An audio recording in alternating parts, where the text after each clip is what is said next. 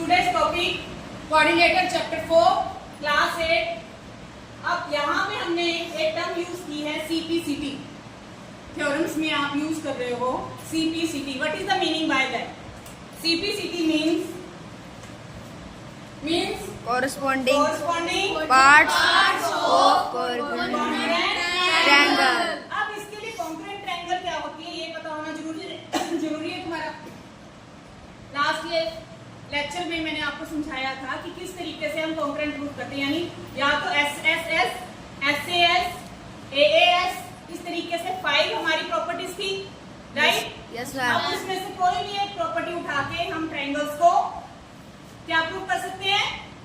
Congruent. तो कैसे? अगर जस्ट फॉर एग्जांपल मैं ये दो ट्रायंगल लेती हूँ, क्या ये देखने में सेम है? यस मैम, देखिए देखने में सेम है, अप्रोक्सीमेट साइज भी सेम है। Yes ma'am. अगर मैं इसका नाम A B C P Q R लेती हूँ तो हमारी प्रॉपर्टी क्या कह रही है कि किस तरीके से इसको प्रूव करना है कि अगर मैं ए बी की बात करूंगी ना तो उसके इक्वल में क्या आना चाहिए? यहाँ पे पैरेलल में उसकी कौन सी साइड है? पी क्या हुआ? सिमिलरली ए सी किसके इक्वल आएगी? पी क्या P R. P R A C equal है पी आर के, ठीक है? बी सी किसके जाएगी? क्या हुआ? यस, बी सी इक्वल है क्या हुआ?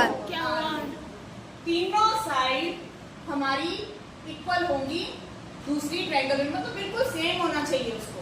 ट्रायंगल अगर यहाँ पे ये लिख रहे हैं जिसको हम प्रूव कर रहे हैं, ट्रायंगल ए बी सी अगर हमने प्रूव करनी है congruent triangle P Q are, तो हमने क्या देखना है? ए बी जो है वो पी क्यू के इक्वल होनी चाहिए, बी सी क्यू आर के, और ए सी पी आर।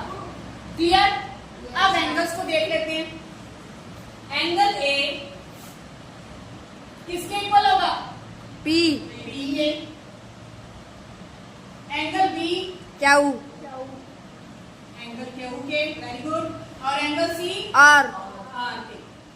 आप इनमें से कोई भी 3 टॉपिक उठा के, चाहे आप दो साइड एक एंगल, चाहे आप दो एंगल एक साइड, साइड, किसी भी 3 वैल्यूज को लेके उसको कॉन्ग्रुएंट प्रूव कर सकते हैं। ये हमारी प्रॉपर्टी कह रही है।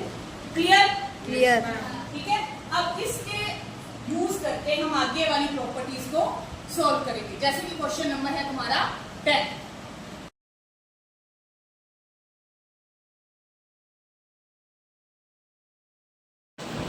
Good morning all of you. How are you all? Today's topic quadrilateral chapter 4 activity. To verify that the diagonal of a square am equal and bisect each other at right angle by activity. अब तक हमने theorems के through ये proof किया था कि diagonals bisect कर रहे हैं 90 डिग्री पे या नहीं कर रहे, तो उसी से हम प्रूफ कर रहे थे स्क्वायर है या नहीं है। बट अब हमने एक्टिविटी के थ्रू बताना है कि वो स्क्वायर के राइट एंगल है या नहीं है डायगोनल बाइसेक्ट करने पे। बाइसेक्ट क्या होता है ना, पता है? कट कर रहे हैं। तो एक्टिविटी के दौरान हम देखेंगे कि वो कट करते भी हैं या नहीं। उसके लिए सबसे पहले क्या चाहिए हमें? A4 sheet, plane A4 sheet जो सब बच्चों ने लेनी है। उसके बाद हमने चेक करना, क्लियर कट नजर आ रहा है, ये एक रेक्टेंगल है, राइट? तो स्क्वायर के लिए प्रूफ करना तो सबसे पहले तो इसको कट करना पड़ेगा, यस मैम। राइट? तो स्क्वायर बनाने के लिए हम क्या करते हैं? सबसे पहले इसको फोल्ड करते हैं, फोल्ड करके इसको स्क्वायर में कन्वर्ट करेंगे। डायगोनल आ गया हमारा। तो एक्स्ट्रा कितना है? ये पार्ट एक्स्ट्रा है हमारा, तो इसको क्या करेंगे? हम कट कर देंगे by the help of scale. Cut करते वक्त ध्यान रखना कि आपका पेज हिले ना, नहीं तो आपका मेजरमेंट गलत हो जाएगा, या फिर मेजर करके भी आप स्केल से बना सकते हैं, ठीक है? अब ये आ गया है।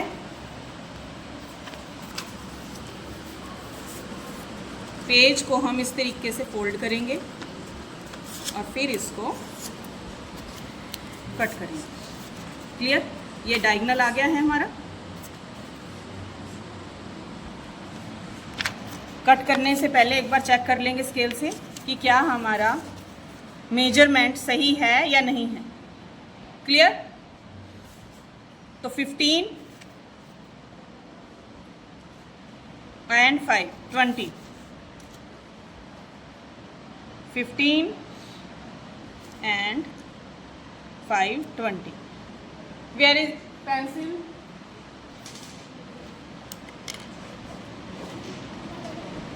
This point and 20 इधर से लेना है हमने।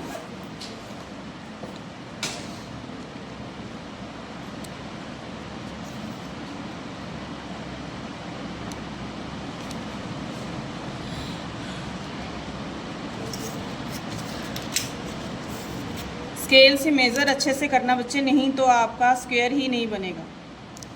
15 and 5 and half। चलो ये आ गया आपका। अब इसको क्या करेंगे हम, by the help of scale. ये डायगोनल था और ये हमारी प्रोजेक्शन आ गई। अब ये लाइन हमने क्या करनी है, कट करनी है। क्लियर? तो with the help of scale हम इसको कट कर लेंगे। Where is the pencil? Give me a pencil.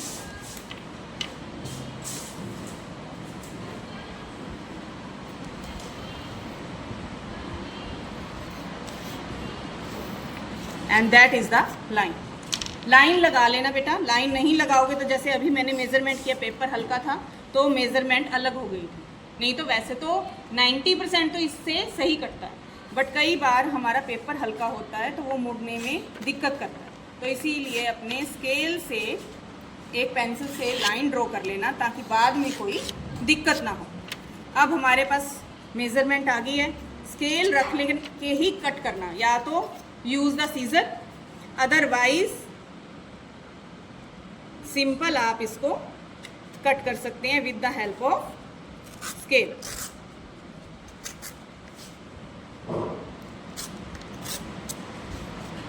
अब ये आपके पास क्या आ गया है, ए स्क्वायर। राइट? दिख रहा है सभी को? Yash please come forward. This is a square. अब हमें इसके डायगोनल चेक करने हैं कि क्या वो बाइसेक्ट कर रहे हैं या नहीं। तो डायगोनल एक तो हमने अभी फोल्ड किया था, ये आ गया। दैट वे फोल्ड करेंगे हम पेपर को, ये हमारे पास ट्राइंगल आ गया। लास्ट लेक्चर में मैंने आपको बताया था हर क्वाड्रिलेटर में आपके पास कितनी ट्राइंगल होती हैं, 4। अगर हम एक डायगोनल लेते हैं तो हमारे पास कितनी होती हैं ट्राइंगल, 2। अगर मैंने अभी एक ही लिया तो कितनी ट्राइंगल शो हो रही हैं, 2, 1 and 2। अगर मैं इसको एक और फोल्ड कर दूं, again I will fold it।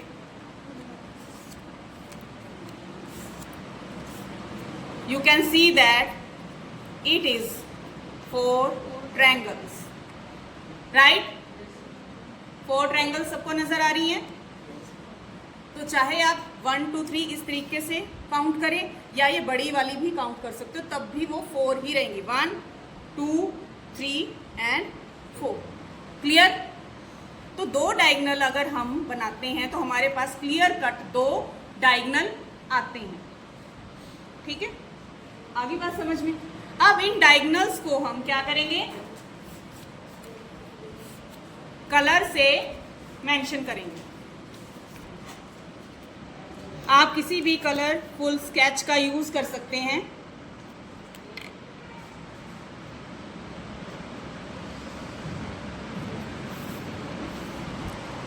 and mark the diagonals।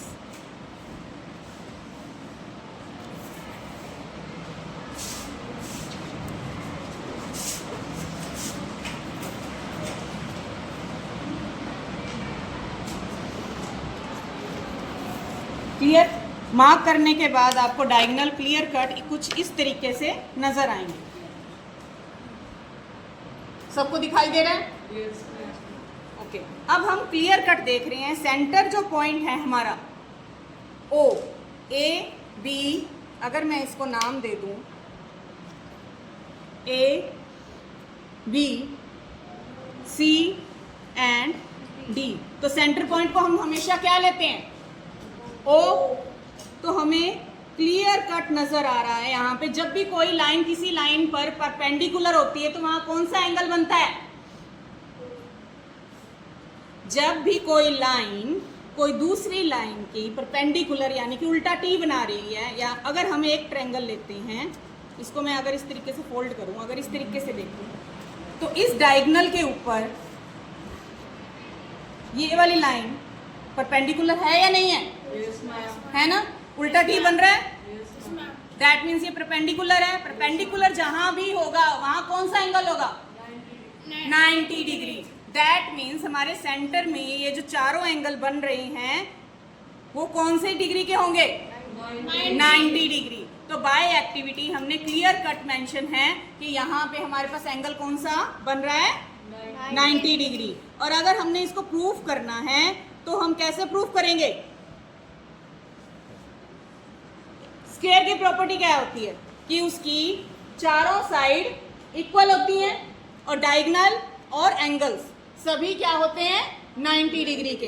तो यहाँ पे हमें क्लियर कट नजर आ रहा है कि इसके कॉर्नर्स प्लस सेंटर के एंगल्स हैं जो 90 डिग्री हैं। अगर हमने इसको प्रूव करना है तो बाय एसएसएस, बाय एसएएस या फिर एएएस, तीनों से आप इसको प्रूव कर सकते हैं।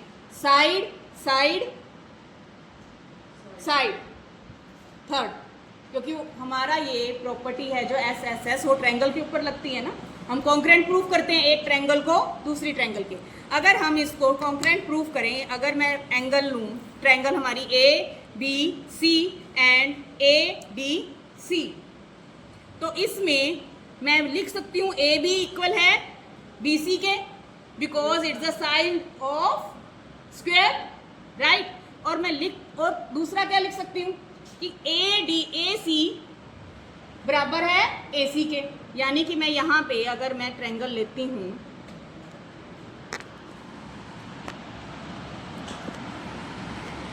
अगर मैं यहाँ पे ट्रायंगल अपनी ये वाली लेती हूँ ए बी एंड सी, इसको कॉन्करेंट प्रूफ कर रही हूँ इस ट्रायंगल को मैं। अगर इस triangle Amazing! Thank you for watching DMG Deepika Mass Guru. Have a nice day.